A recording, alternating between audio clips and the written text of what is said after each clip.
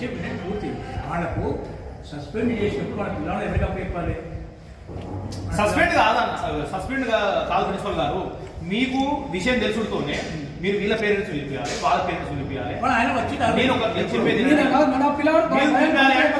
మీకు తెలుసుడుతోనే మీరు ఎవరు తీసుకోవాలి యాక్షన్?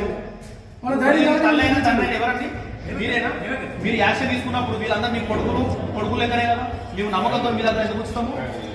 మీరు తెలుసుడుతోనే వాళ్ళకి ఫోన్ చేయాలి, వీళ్ళకి ఫోన్ చేయాలి, పిల్లలు పిలిపియాలి, తప్పుగా వాళ్ళు మంచిగా ఉంటారు. నా కొడుకులు వస్తుండే వాళ్ళు చెప్పినట్టు చెన్నూరు దాటకుల మేము చంపాదని చెప్పినాడా? ఏ రకంగా చంపుతారు నా కొడుకులు? వాళ్ళకి ఏం తప్పు నా కొడుకులు చంపుతాడు వాళ్ళు. భయ నేను రోడ్ చెప్పలే, చంపుతా అంటే నేను రోడ్ చెప్పలే. ఈ రోజు చెప్పాడు, నిన్న చెప్తే యాక్షన్ తీసుకుపోయినా బయటకు వచ్చాను బయటకు వచ్చాడు. రాజు చెప్పిండు కదా, ఇక్కడ లొల్లైంది, మా పిల్లలు ఇలా తప్పు చేసిళ్ళు సార్, మా వాళ్ళ మీద మీ ఎఫ్ఐఆర్ కంప్లైంట్ ఇస్తున్నాము అని చెప్పేసి అని మీరే వచ్చి ఆ కంప్లైంట్ ఇవ్వండి. అట్లా ఉండదు, మీరు ఇవ్వండి. అట్లా ఉండదు, మనకు తెలుసు కదా అట్లా ఉండదు.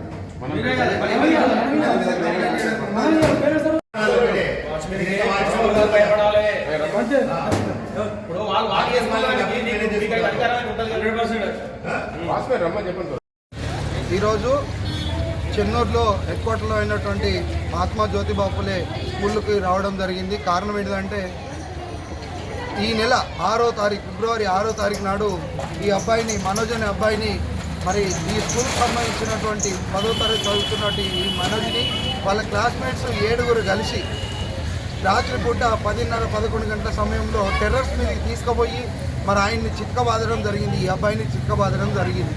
దాన్ని ఊరికేనే కాకుండా దాన్ని ఒక ప్రైవేటు ఆల్బమ్ సంబంధించినటువంటి ఒక ఛానల్లో దాన్ని ఇన్స్టాగ్రామ్లో దాన్ని పోస్ట్ చేసి దాన్ని మంచి పాటలు పెట్టి, అంటే రక్త చరిత్ర పాట పెట్టి కూడా మరి దాన్ని బయటికి వైరల్ చేసిర్రు.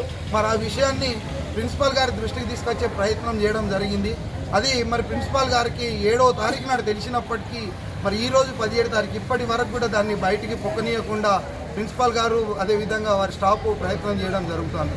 మరి ఆ విషయం తెలుసుకున్న వెంటనే ఈరోజు పేరెంట్స్ అందరి తరఫున మరి వారి కుటుంబ సభ్యులు మనకు ఇన్ఫర్మేషన్ ఇవ్వగానే మరి ఈ బాధితుని యొక్క సంబంధించినటువంటి ప్రిన్సిపాల్ దగ్గరికి వచ్చి అడగడం జరిగింది.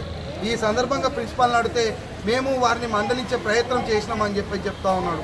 మందలించే ప్రయత్నం 7 తారీఖు నాడు ఇన్సిడెంట్ జరిగితే ఇప్పటి వరకు పిల్లలు హాస్టల్లో ఉన్నారు. మరి వాళ్ళ తల్లిదండ్రులకు ఏమైనా ఇన్ఫర్మేషన్ ఇచ్చిరా, మరి బాధితుని తల్లిదండ్రులకు ఇన్ఫర్మేషన్ ఇచ్చినామంటే మేము ఈరోజు ఇచ్చినామని అంటున్నాం. అంటే మేము ప్రొద్దున ప్రిన్సిపల్ గారికి కాల్ చేసి అడిగిన తర్వాత ఈ ఇన్ఫర్మేషన్ అంతా కూడా బయటికి పాస్ చేసే ప్రయత్నం జరిగింది ప్రిన్సిపాల్ ద్వారా. పోనీ ఎందుకు జరిగింది, ఎట్లా జరిగిందంటే ప్రిన్సిపాల్ గారు ఎట్లాంటి సమాధానం చెప్పట్లేదు. మరి ఆ కొట్టిన పిల్లల్ని కూడా సమర్థించే ప్రయత్నం చేస్తూ ఉన్నాడు. మరి వాళ్ళని కూడా అడిగినాం, ఎందుకు కొట్టిరు బాబు మీరు అని అంటే, కొట్టేస్తాం మేము అట్లనే, ఈయననే కాదు ఇంకొక 5గురిని కూడా కొట్టినాము, మమ్మల్ని అడిగేటోడు ఎవరు లేనట్టుగా వాళ్ళు చెప్పే సమాధానం ఉన్నది. మరి ప్రిన్సిపాల్ని అడిగితే ఇప్పటి వరకు కూడా వాళ్ళ మీద ఎట్లాంటి చర్య తీసుకోలేదు. కనీసం తల్లిదండ్రులకు కూడా ఇన్ఫర్మేషన్ ఇవ్వకుండా మరి ఇక్కడ 480 మంది పిల్లలు చదువుతూ ఉన్నారు. మరి ఈ సందర్భంగా చూసినట్టయితే ప్రతి పిల్లాన్ని ఎవరిని కూడా ఇక్కడ బతకనిచ్చే ప్రయత్నం జరగట్లేదు ఈ ప్రిన్సిపాల్. ఈయన ఆల్రెడీ ప్రిన్సిపాల్ రిటైర్డ్ అయిపోయింది, అయినా ఇట్లాంటి ప్రిన్సిపాల్కి ఎందుకు ఇస్తున్నాడు? ఇప్పటికే 2 సార్లు సస్పెండ్ అయ్యిండు. ఎన్నో ఎలిగేషన్స్ వచ్చినాయి తల్లిదండ్రుల తరఫున ఈ ప్రిన్సిపాల్ మీదకి, అయినా కానీ ఈయనని ఎందుకు కొనసాగిస్తున్నారు?